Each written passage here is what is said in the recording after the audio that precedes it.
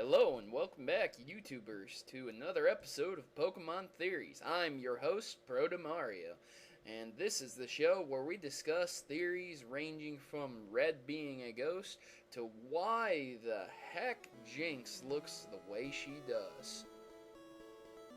Hello and welcome back, YouTubers. I'm Protomario, and today's Pokemon Theory is asked by... Wow, are you serious with this name? Alright, okay. Orphan Crippler 886 asks,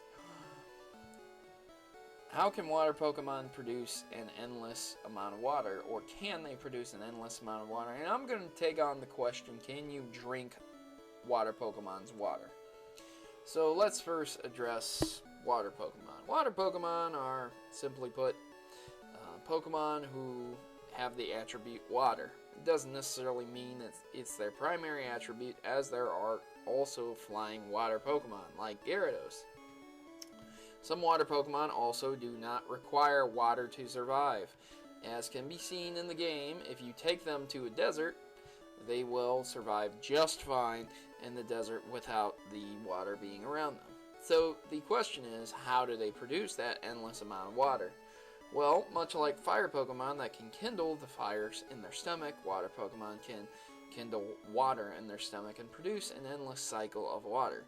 In some way, shape, or form, similar to our saliva glands in our mouth, they are able to continuously produce water without needing a supply of water to refill their supply themselves.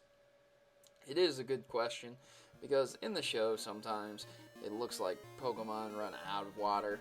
And yes, they may or may not run out of an immediate source of water at the time.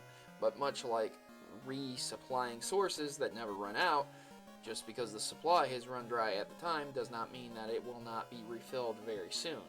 So they can produce an endless supply of water. It's just a question of how long they can continuously produce this supply without needing to resupply themselves or rest to resupply themselves. So the next question is, can you drink water Pokemon's water? You see, if you're caught in the desert and you didn't bring enough water for yourself and you seem to be dying quickly of a heat stroke, you're probably going to call out your Squirtle and say, hey Squirtle, how about a drink? And he's going to use water gun into your mouth, and there we go, we got ourselves some fanfics for life. No, but realistically, guys, if you're about to die in the desert, why wouldn't you drink a water Pokemon's water gun or something, bubble attack, whatever, right? You're gonna die. Well, it's been said in the show and said several times that water Pokemon's water is extremely bitter and something that you would not exactly want to drink.